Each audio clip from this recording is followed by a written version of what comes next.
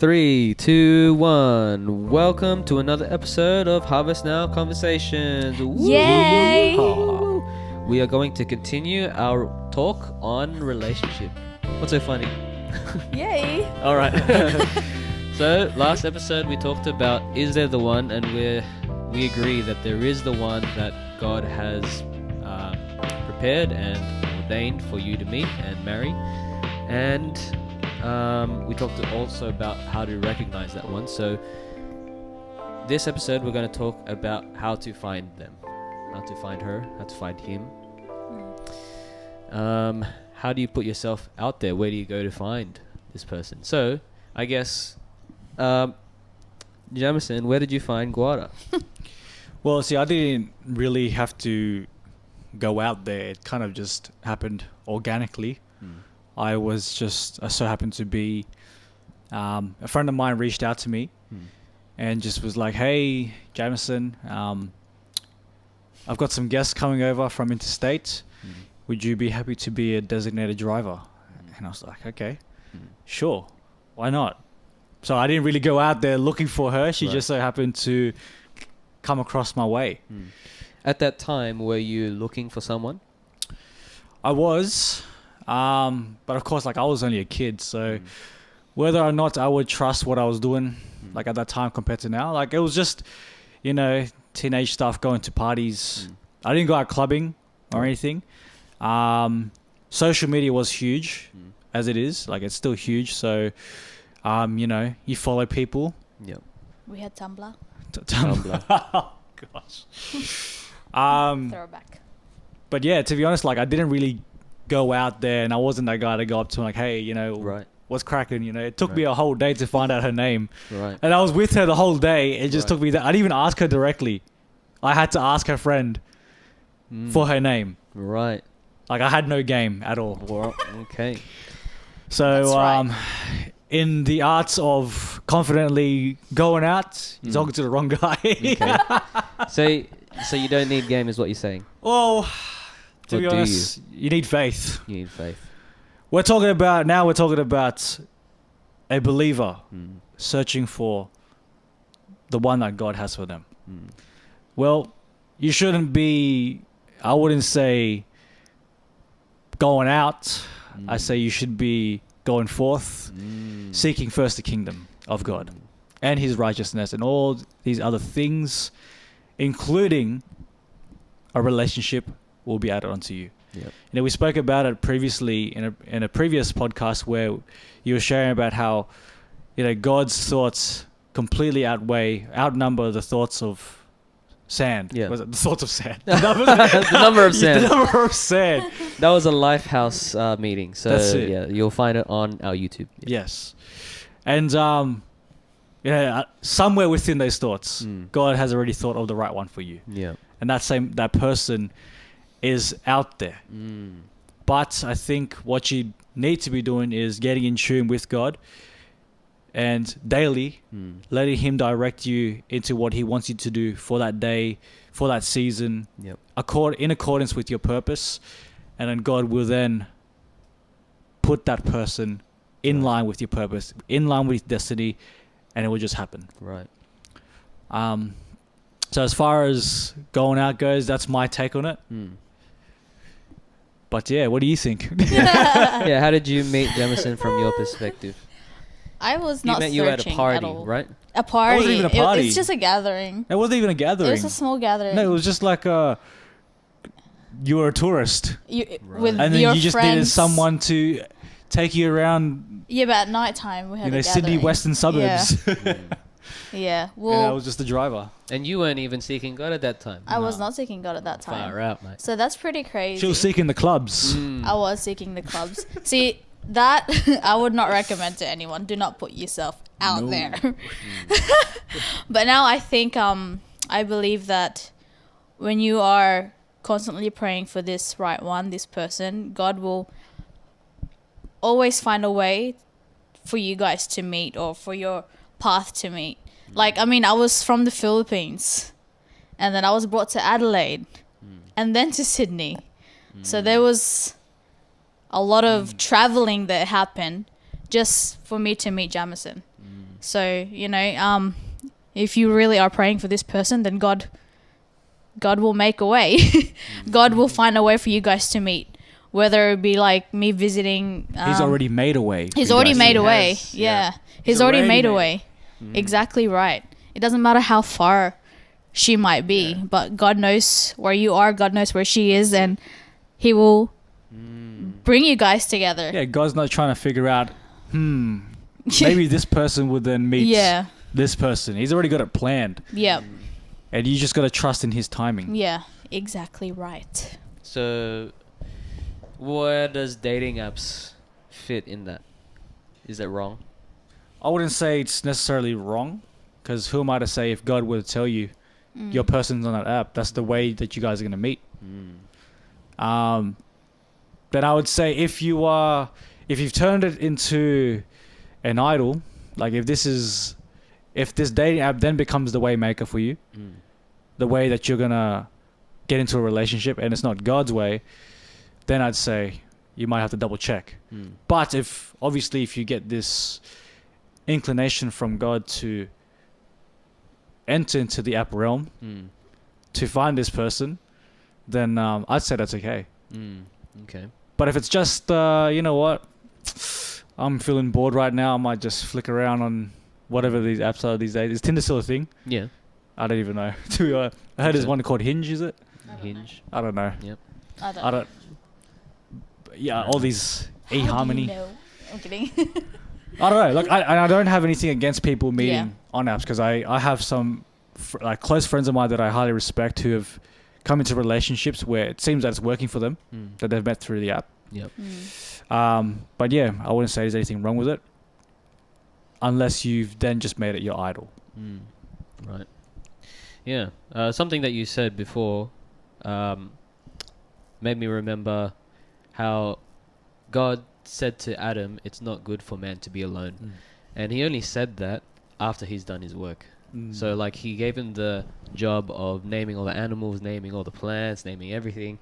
And he was alone that whole time. And we're talking about the earth. He's the only man on earth, right? Surrounded by animals. Exactly. He had to name everything. That would have taken ages. And only after he's done the work, God was like, it's not good for man to be alone. And so you were talking about how seek first the kingdom and everything that you need will be added. And God knows that you need a woman. God knows that you need a man. That's right.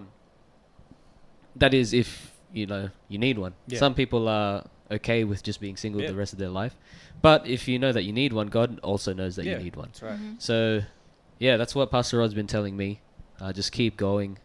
Because, I do get a lot of advice from people saying to put yourself out there, go on apps, go traveling. Maybe you'll find someone, intentionally do this, go out. And I felt that I just don't feel peace about it because I'm doing something here. Yeah. No, exactly. And so you're leaving your mission, because then your mission then becomes searching for a wife. Right. Unless that's what God, he gets you to do. Because sometimes, what did he do with, was it Isaac's wife? He told the servant that was the mission, to go look for a wife for Isaac. Yep. You could be in a similar boat for yourself. God might send you out. Okay, I want you to go to Italy, for example. Find yourself a wife there. Yeah, it is important. This is your partner. That's that you're looking exactly, for. Exactly. But yeah, so I felt like so many people I respect, so many people that are supposed to be mature Christians were telling me to do this, but I just didn't feel peace about it, because I felt like I was abandoning on my mission. God, is that you? Mature Christians were telling me to do stuff, but I didn't feel peace. But yeah, it just there were a lot of people telling me to put myself out there, and it just didn't feel like that was something that I was supposed to do, because in order for me to do that, I'd have to stop what I'm doing. And I think I already said it, but what Pastor Rod was telling me was to keep going with the destiny And while you're in destiny, that's Yes. where you'll intersect with what God That's has. it.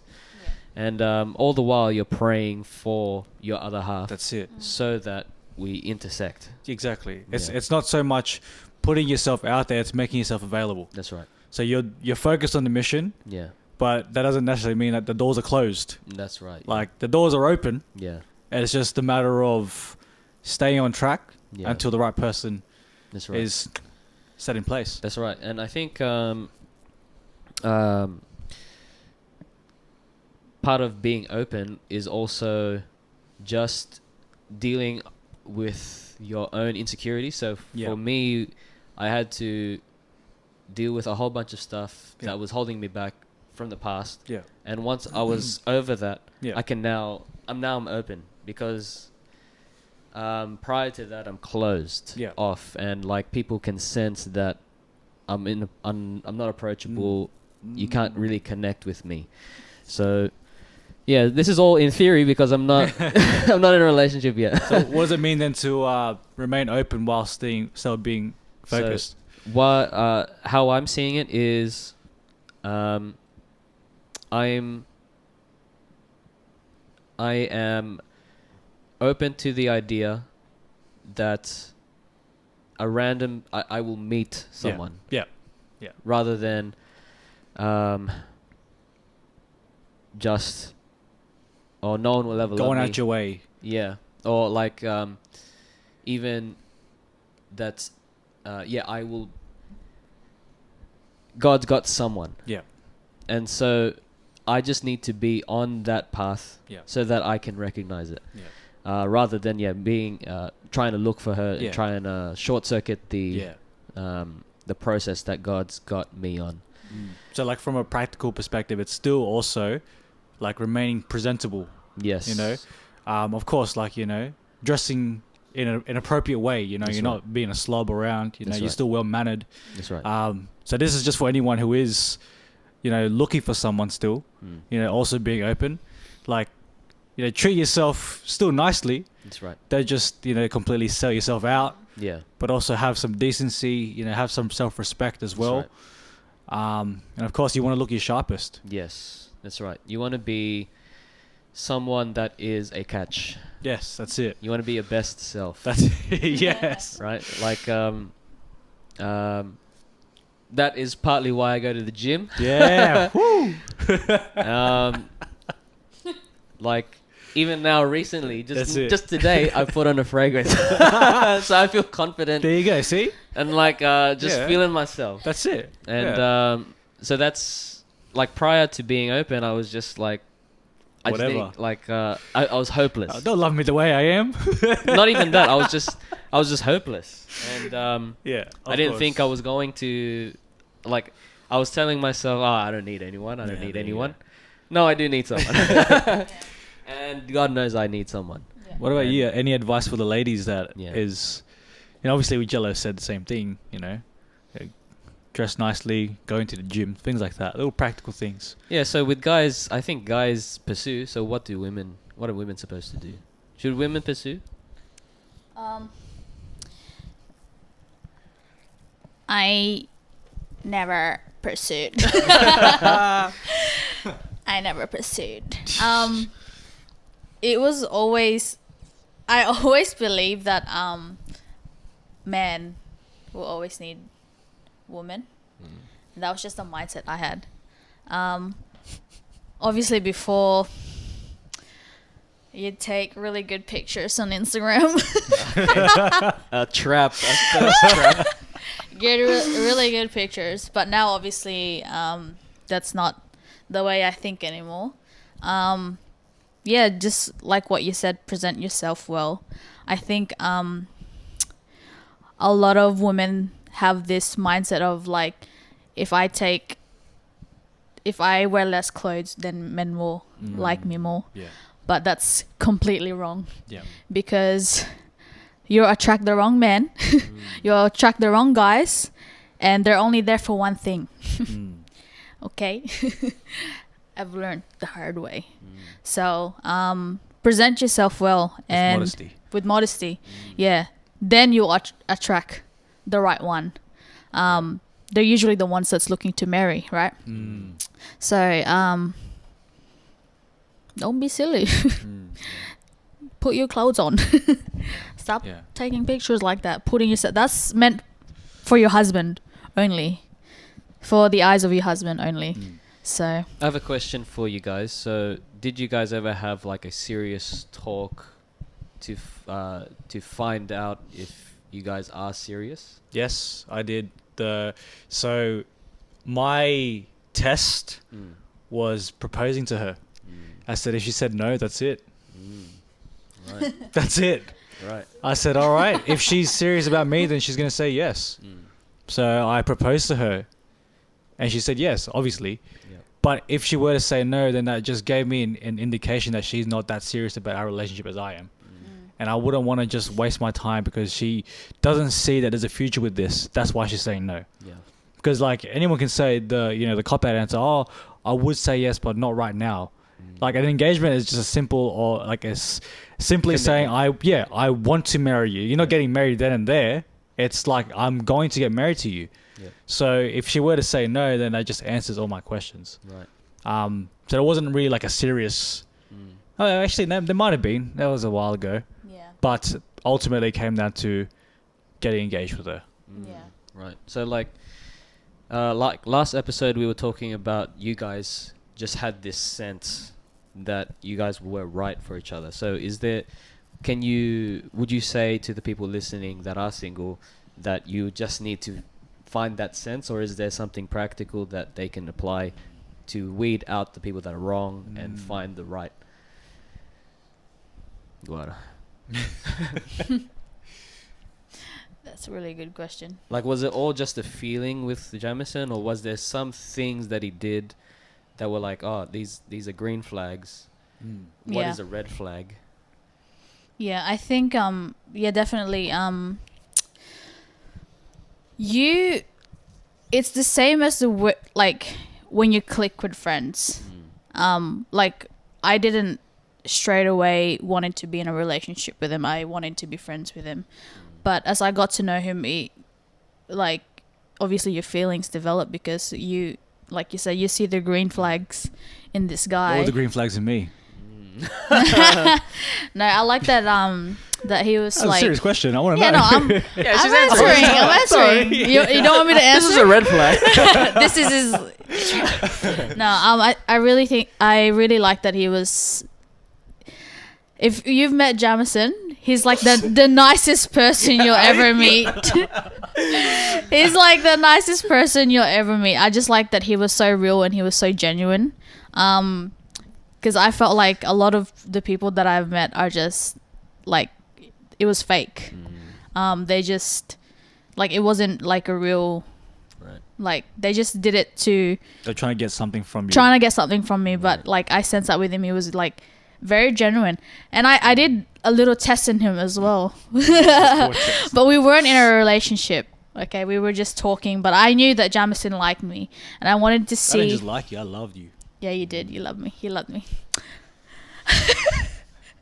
I did a silly thing, and I knew it was a silly thing because it hurt me when I did it, and it hurt me to tell him that I did it.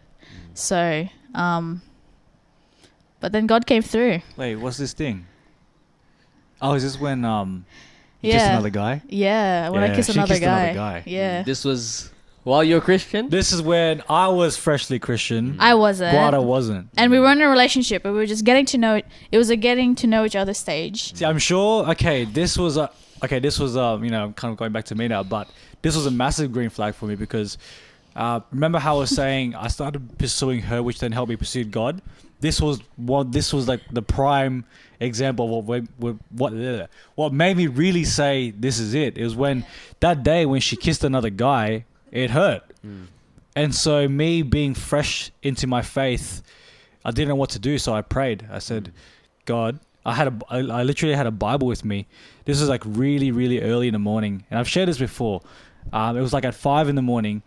Guada calls me. She's out doing a thing at the clubs. Very rowdy. She was probably on drugs at the time. Probably. And so she calls me saying that she kissed another guy. And I didn't know how to comprehend it. So I go to God, start praying. And I'm just like, Lord, I don't know what to do. What should I do? And then out of nowhere, I get a text message from a friend of mine, okay, who never texts me, sending me a Bible verse about forgiveness. And I was just like, what? Are you serious? Like, at that time, obviously, I didn't go to church yet. I just started reading the Bible. So I had no real connection with anyone to talk to about Jesus or ask for counsel.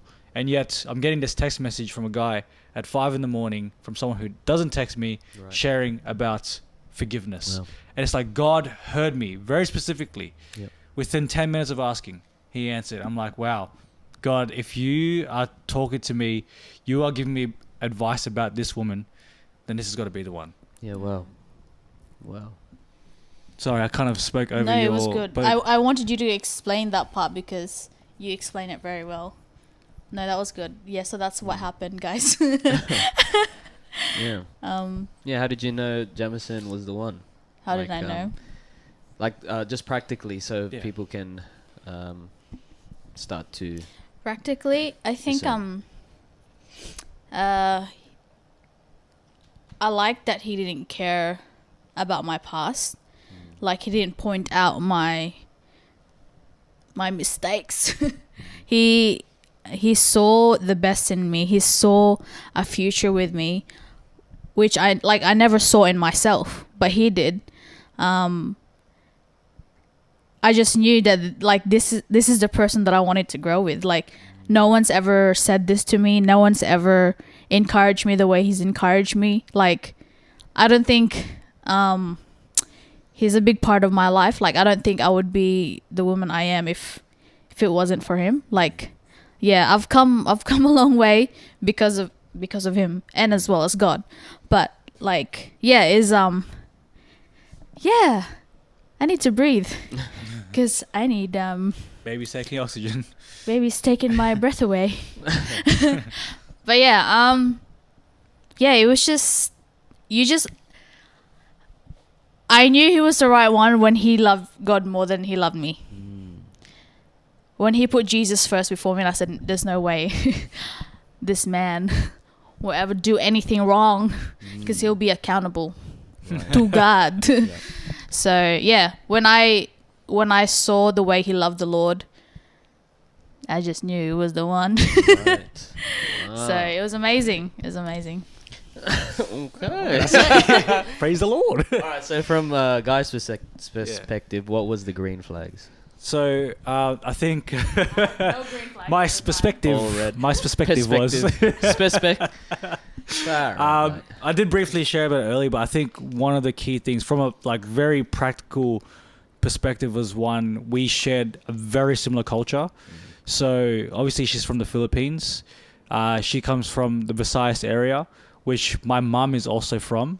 Like, not the exact same area, but very close by. So already from a cultural perspective, it would have been easy to welcome her into my family. So she wasn't just some strange character, some, foreign person who has no connection culturally speaking.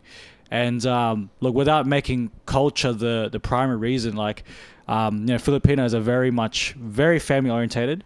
They do tend to gravitate towards people more like their culture, so it makes it easier to embrace them into the family. So just knowing that she spoke the same language as my mum, as their mother tongue, they immediately connected as well. So it's like they could see eye to eye. Another thing was just her sense of humor. I don't share the same sense of humor with everyone. Guada was one of those people where it's just like, wow, our sense of humor already were in a line. Right. That was like, okay, cool. I can actually laugh with you, make jokes with you for the rest of my life and not get bored. Another thing, this was very superficial, but as I mentioned before, just the way she dressed. I liked the way she dressed. And that shows a lot about a person's character, their sense of style. Right. It's like how they want to portray themselves. It's very funny, but a huge part of the reason why I was attracted to her was because she was wearing a bucket hat. Right. and so was I. Right. Like, see, already, like, I know it sounds silly, but we were both thinking the same Yeah, thing. yeah. We were the only Yeah. two people in our social groups that used to wear a bucket hat. Right. So it's like, wow, you think the same way I'm thinking, you know? We've got a bucket hat on. Very simple, right? But also, it to me, it captured so much just from that one look. Right. And I'm Um, pretty. And she's very pretty. Like, I can look at her for the rest of my life. You know what I mean? Like, come on now. But yeah, also very, very similar paths. Very similar paths. And also, Yeah. I used to make music, and I used to be very insecure about my music. I don't make music anymore. But the day I showed her my music, she actually liked it. And I was like, what? Someone likes my music?